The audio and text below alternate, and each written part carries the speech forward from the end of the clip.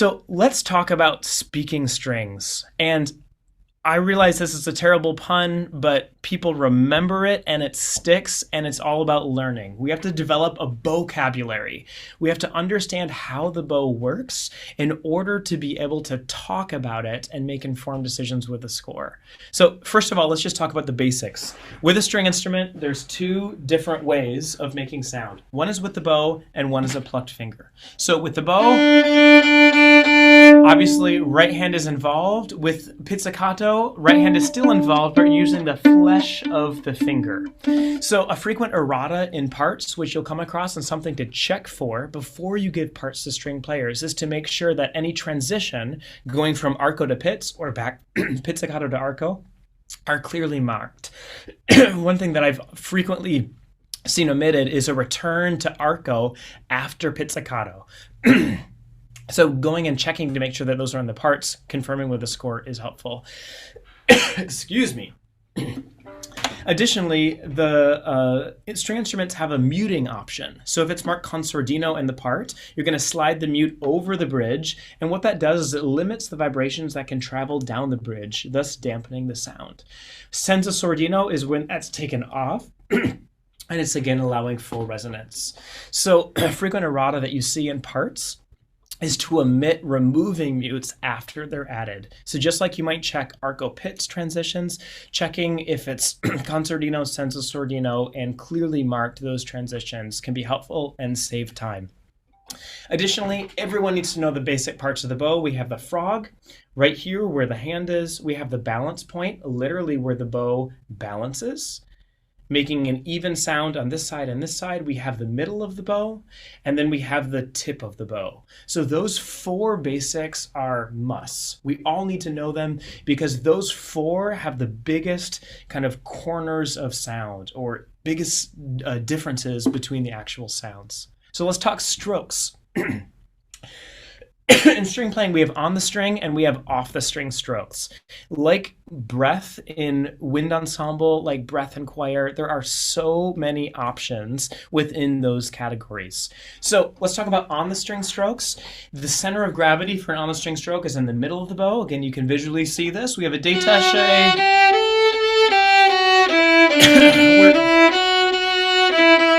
Where we have just back and forth, or sometimes string players call it as it comes. If there's no bowings in the part, it's what we call as it comes. It's just back and forth détaché stroke. We have a martelé stroke, which is a variation on détaché, where you add a click to the beginning and it ends with a ring. So you notice the stick of the hair goes, or stick of the bow goes down against the hair, and then I release that sound where it has a click at the beginning and a resonance at the end. If you take that click at the beginning and add another click at the end, that's what we have called staccato, where it starts with a click and ends with a click. So those three basic on the string strokes, everyone needs a basic understanding of. And then off the string strokes, the center of gravity moves from the middle of the bow to the balance point. So we have an even down and off the string stroke, where the hair leaves the string. You can see staccato here, where the hair is on the string, and spiccato, where you actually have space. You have air underneath the hair to allow it to spick or to bounce.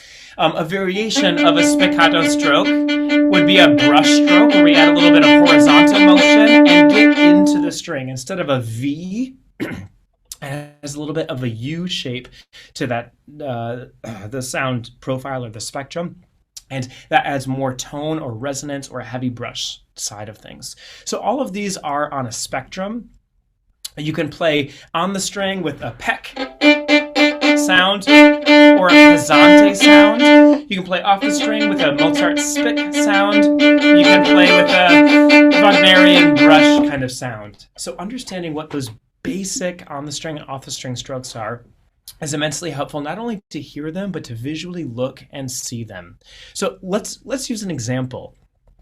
Let's go and let's share an example of excuse me, a piece that's commonly done in high school, early collegiate level repertoire. Vivaldi's Gloria. And this is a fabulous piece to do with orchestra because it's pretty accessible. Also, it's pretty affordable to hire if you need to hire specific forces. And it doesn't take a whole lot to make it sound fabulous. But if you don't do some things, it will sound like beginner Vivaldi. So I'll just play a little example of what we're aiming for.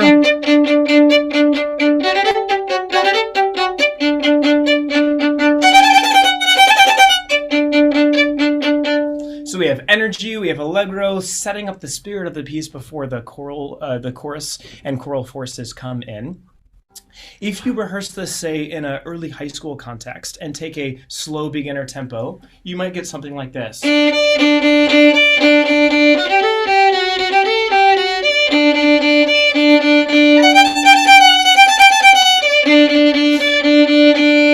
So that's what we would call détaché, right? Everything is connected just as it comes bowing. And your musical intuition is like, wait a second, that's not Vivaldi. So everyone, can we please have it shorter? And this is what you might come up against.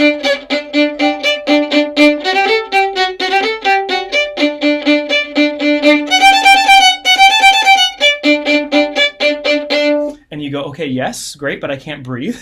It sounds quite choked. So everyone, can we use a little bit more bow? Can we still have it resonant with shorter? And you might get this.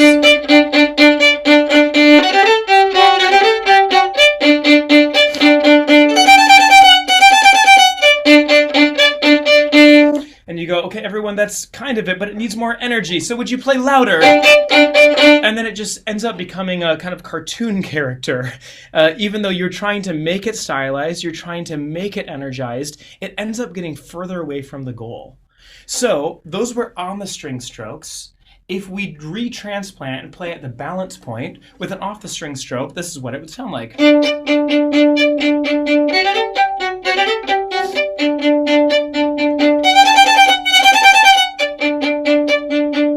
So not only is it easier to hear, it has that stylistic resonance, but it's also a whole lot easier to play faster. There's a point in which staccato on the string strokes become too difficult to manage, and you need to cross over into an off the string stroke in order to get that bounce on that levity forward motion. Likewise, there's the point in which off the string strokes become too difficult to manage, and an on the string stroke will be more helpful. So if it's going quicker, in general, off the string. If it's going slower, in general, staccato, all within the context of stylistic differences. So let's go back to a few of our basics. In addition to that general spectrum, we have pause variables. And pause is an acronym for placement, angle, weight, and speed, which has a huge effect on how we change sound on string instruments. So placement, let's just use Ode to Joy as an example. If I move closer to the bridge, it'll become more focused in sound and louder in sound. If I move more over the fingerboard, it'll have a transparent sound, wispy in nature. So understanding where things are placed, if you want more tone in the orchestral color, you might ask for a bridgier sound. If you want more transparency in the color, you might ask for a more fingerboard or flotando sound. Next up is angle. So in addition to placement, proximity between the bridge and the fingerboard, the angle of the bow hairs has a big impact. So it's essentially the amount of friction that's on the string. Louder, more resonant would be full bow hair. Softer, less resonant would be tiptoe on one bow hair. Next up is weight. And we think of this not with pressure, but with natural gravity. So weight, a more dense tone can be achieved by increasing the weight that's naturally poured into the string. A less dense tone with less weight into the string. Last but not least, PAWS, speed, has a huge impact also. Saving versus spending. More bow speed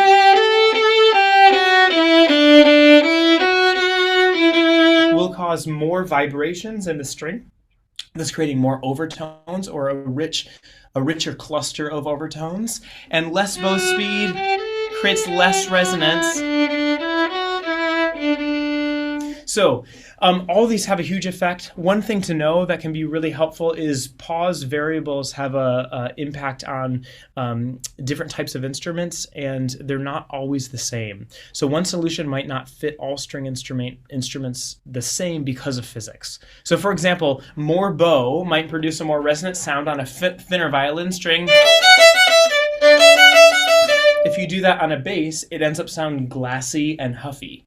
So basses might need a slower bow, where violins might need a faster bow in order to create those overtones. So these are a little bit specific details, but just knowing that there's generalities that need to be accounted for with physics as you talk to the string ensemble and ask for things can be helpful. Again, when in doubt, and we'll come back to this, ask the string players and see if they can demonstrate some things. That's really helpful.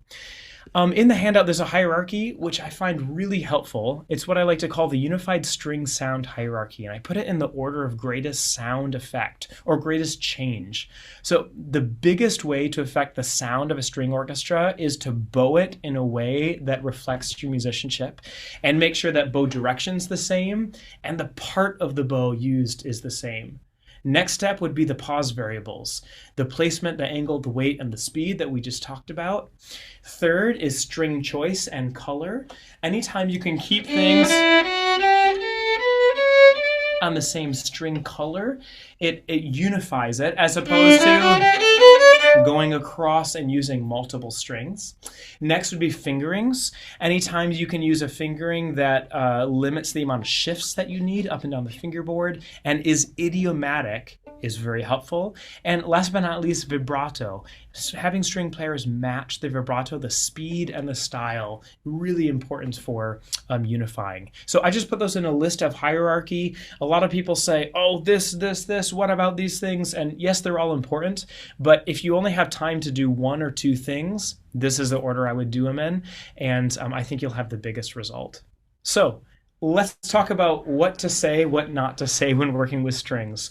First of all, it's wonderfully straightforward working with strings because things are so highly visible and easily diagnosed. You can see bow direction, you can see placement, the speeds, the string choice, the fingerings. There's no smoke and mirrors with strings. It's just all in front of you.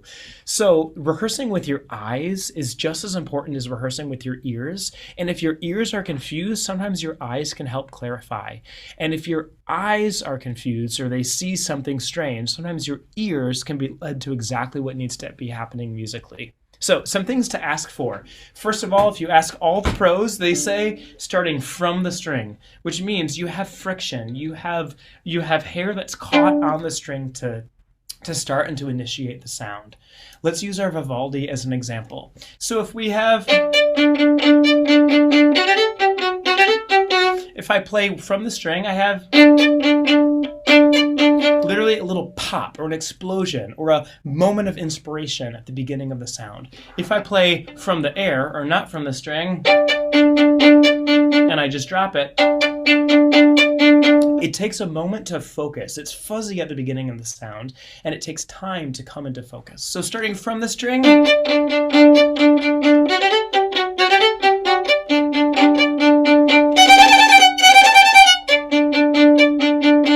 anytime you do a retake, whether it's on the string, off the string, from the string. There's only one stroke in string playing that's off the string, but that's a fancy, sometimes jeté stroke that we don't need to worry about in most contexts in which we'll be collaborating for a pickup type orchestra or across departments. Then ask for on the string or off the string. For example, if your pickup orchestra starts Vivaldi like this, and you know it's choked, you know it's staccato in flavor, and you know it's never going to quite reach the speed or the grace or the levity in which you want for when the choir comes in, have everyone translate from on the string to off the string.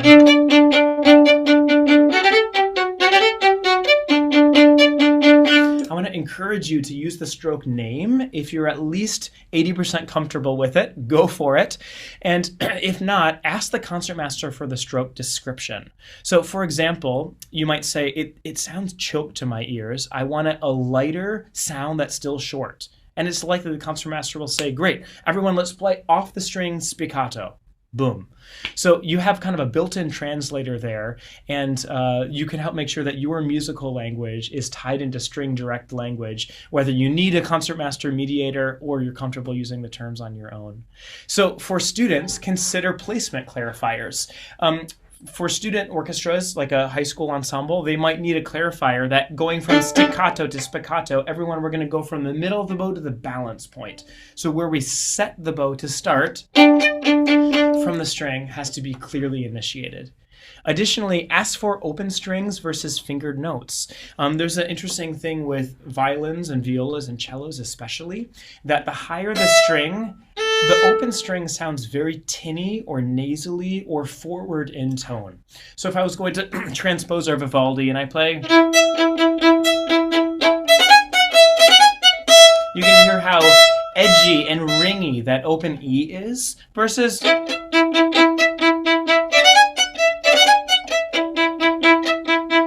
so instead of playing the open string, I'm using a fingered note to cover the sound, and that creates a more warm and less bright and forward sound.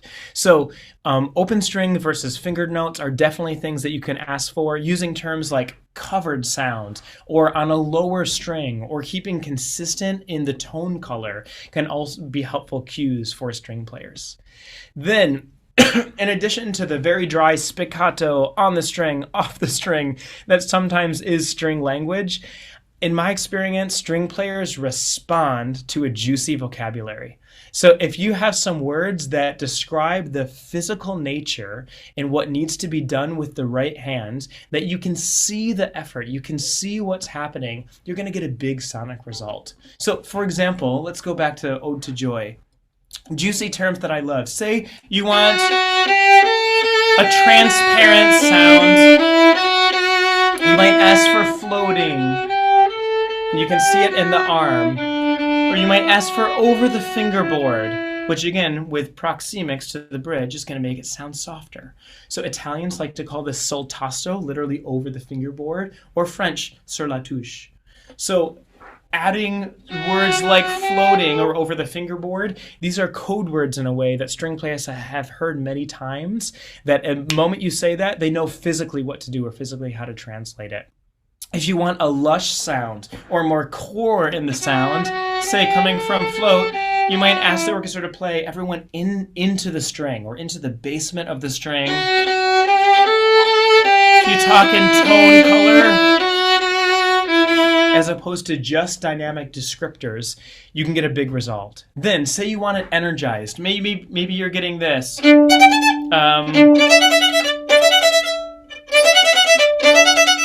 In the Vivaldi example. And it all sounds spiccato. And it just sounds weak. You might ask the strings to scrub into the sound to make it energized. For example, so the 16th notes are played scrubby into the string. Again, the short notes are long, the long notes are short, that common idiom in Baroque music. So sustained. Oftentimes strings have a tendency, if they're making a strong sound, to run out of bow. And what happens if you run out of bow and then still need to save? The sound ends up being choked. So saving the bow such that you don't have that strangulation at the end of the sound is really helpful. Using terms like save the bow on the long notes or plan the bow can be very helpful. String players are used to that. Additionally, creating a resonant sound using words like spend the bow, using full bows, or even frog to tip bows where people are moving and encouraging a bilateral body motion can be really helpful. So use juicy terms, have a few in your back pocket, and I assure you, you'll get a twinkle in the eye of a string player somewhere along the line using those. So let's talk about some easy wins and quick fixes. Talking to strings. If it sounds rough and scratchy, let me give you a little demo. It's usually because the pause variables are insufficient. So if the ensemble sounds rough, you might suggest more bow with less weight. If it sounds choked or strangled, again, you might feel a little bit less weight and a faster speed to get rid of that choked or strangled or scratchy and rough sound. If it sounds whistly or glassy without core, you might ask for more weight or a slower bow speed, even closer to the bridge, or a move to the lower half of the bow. So from whistly, more weight, slower speed. It has that clarifying sound. Or if it sounds bright and tinny, for example, the open string, encouraging players to balance to the lower parts, avoiding open strings, looking and encouraging the bass players, and sometimes even just asking the violins to be less screamy and diva-like can be helpful at times. So when in doubt, it's really helpful to describe the tone you seek. Again, back to your musicianship. What sound do you hear? What are you after? If you're able to translate it into string technique, fabulous. If not, the concertmaster, first chair, first violin, part of that tradition and job is to do those things and to set the standard and to translate. So feel free to encourage and use that individual as that resource. Some collaborative concertmaster conversation examples you might have would be asking someone before that first rehearsal, were there any problematic bowings that you found that we should discuss before we start rehearsal? And that helps make sure that things don't get derailed during rehearsal time and you don't suddenly have a 10-minute powwow to decide down and up in two specific measures in the development of whatever movement. It happens time and time again, and the more you can get in front of that, the more time you'll have for the music, which is why we're all there. Another great thing you can say or do in terms of concertmaster translation would be, I'm looking for more buoyancy. Like in that Vivaldi example, would a brushier stroke help the strings sound more energized? Or, I wish it were softer here. Do you think over the fingerboard is the best option? So, and that's using some of the language that you might know, but confirming that with that musical goal, that is the best technical translation. In my experience, any conductor who does that immediately has the heart of the ensemble and the trust that they know what they want musically, and they want to honor the skill set of the individuals. So I encourage you to consider going down that route first. So we've talked about setup, we've talked about organization, we've talked about language and string technique. Let's talk about how to conduct strings. The reality is it's not that different than winds, than chorus, but there are some things that can be helpful for strings in particular, and that's really true because strings are highly susceptible to a conductor's movements because they have to play to move. There has to be motion of the right arm and ideally freedom of the whole body to draw sound out of those sheep's guts. So using horizontal space to mimic the bows can be incredibly helpful. Strings respond so much to that left-right motion. So when in doubt, start flowing left and right.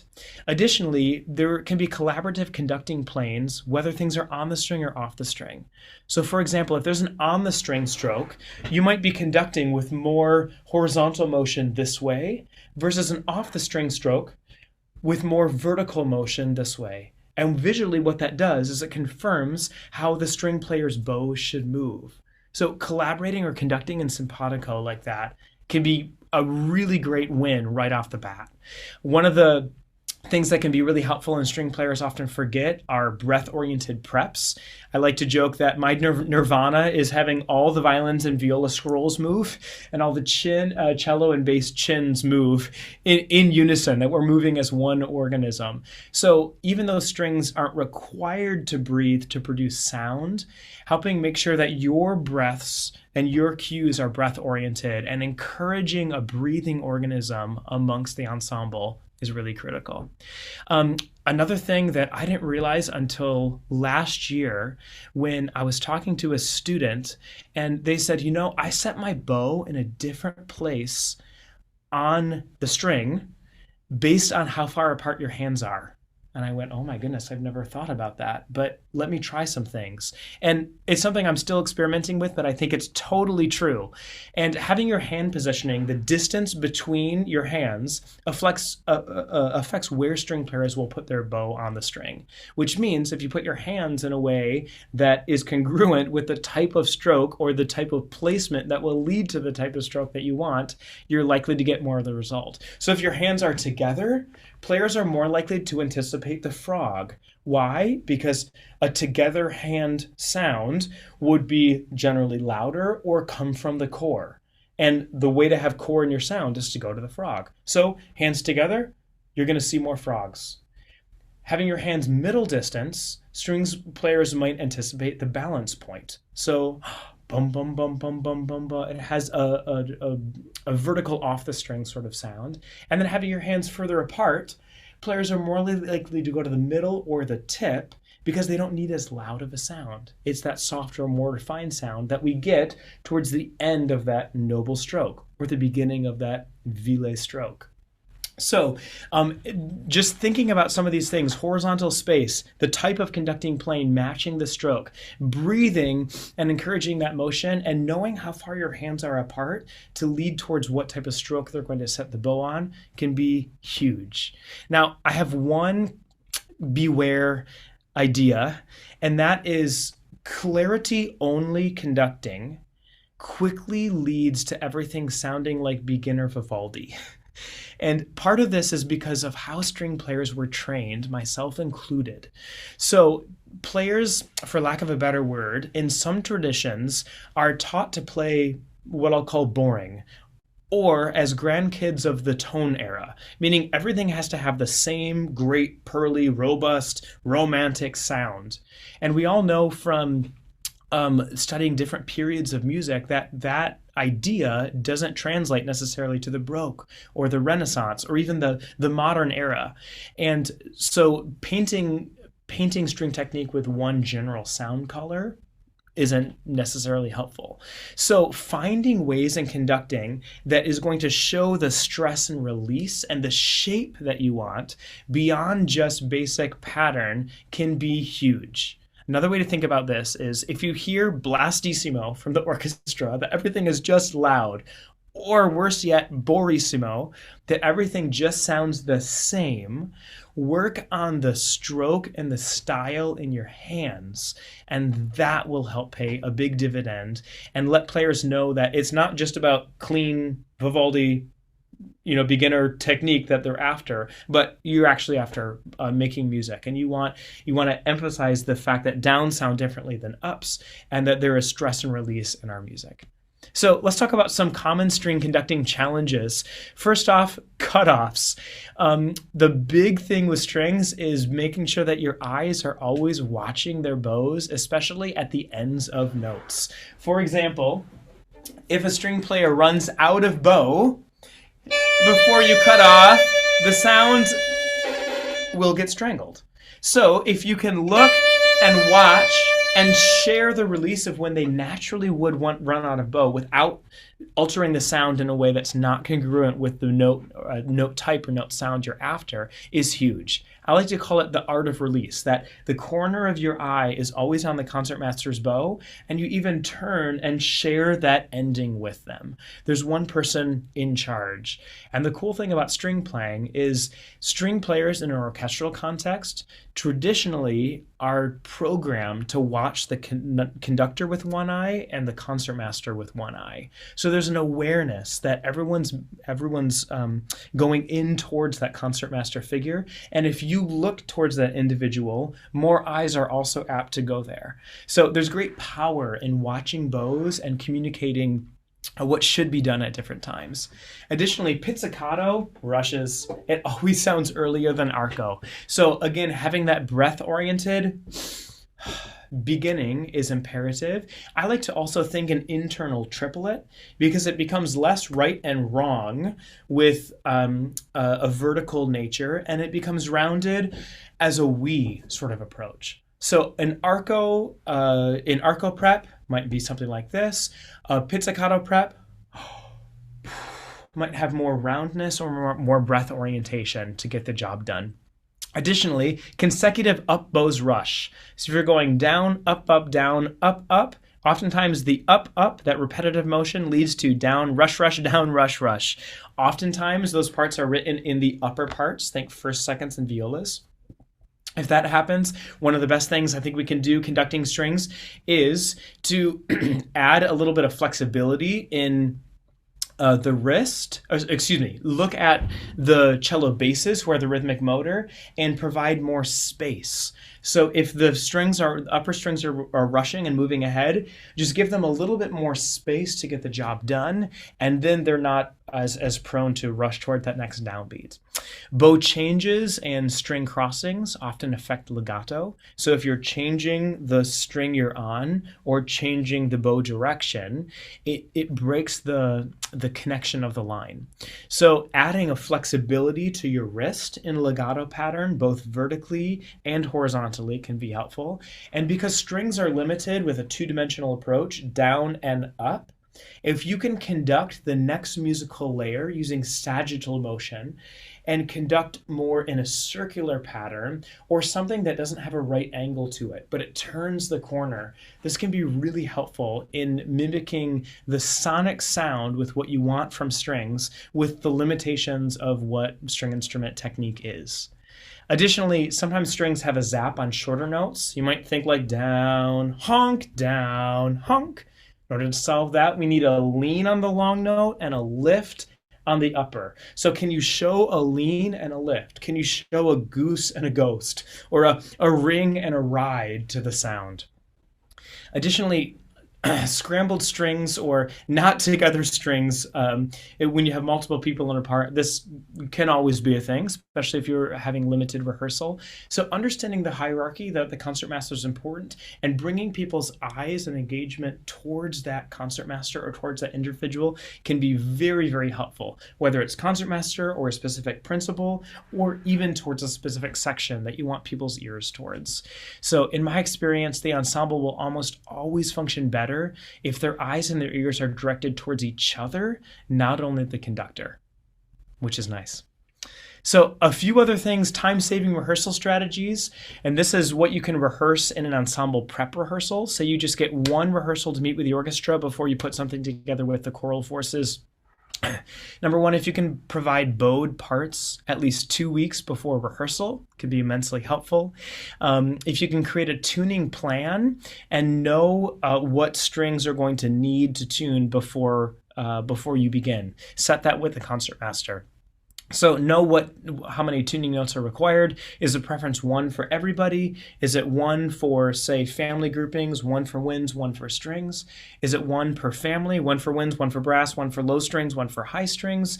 And deciding that, inviting the concertmaster to lead to stand and lead as his tradition, and to give the directives of how many A's or tuning pitches will be required. Before you start, if you can mark the non-obvious conducting patterns, so are you in 2, are you in 4, are you in 1, are you in 3 specific spots, helps it go better the first time around.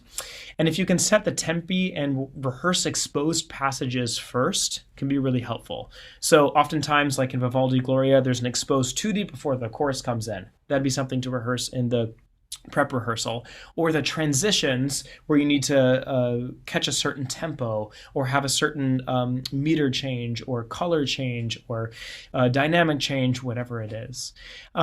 First rehearsal, working imperative balances can be helpful. I love to work exposed 2Ds first and accompanimental textures. So letting the orchestra make sure that they know when they can play out and when it's important that they play less. And even sometimes having those things marked explicitly in the music so that when you do get together with the choir, people already know what to listen for and they have one layer already under their belt. Additionally, knowing what is similar and repeated can help save a lot of time. So if it's standard sonata form, you have something in the exposition, something in the recapitulation, figure out which one is more challenging, more technically difficult, or one who is just more non-idiomatic for the players, and rehearse that one first. Helps just make sure we save time and we don't have to repeat the redundancies. So lots of things we talked about, setting things up for success, how you plan, how you empower string technique towards what you want, how you diagnose problems, how you use a juicy vocabulary to get at string specific sound, how you set up the rehearsal environment. And I want to leave you with the thought that it's always important in strings to lead with your musicianship, whether you're a string player or not. Look and listen for what your must-haves are. Must you have an off the string stroke here? Must you have an over the fingerboard sound color here? Must you have a few wishes going into your first rehearsal? Look and listen and help those become realities. Most importantly, if you don't know, ask the players. So strings are trained to want to play together in an orchestral context. So describe the music and have players help translate into technique. And most importantly, keep growing. Some of the best string communicators I know and the people I look up to the most are non-string players. They're people who very diligently and humbly looked and listened and learned and questioned and thought. So I want to encourage you to join that community. It's a community I strive to be a part of, I strive to model, and I hope you will be a part of that as you bring your musicianship forward and communicate with vitality, with honesty, and with clarity as you work with strings. Thank you.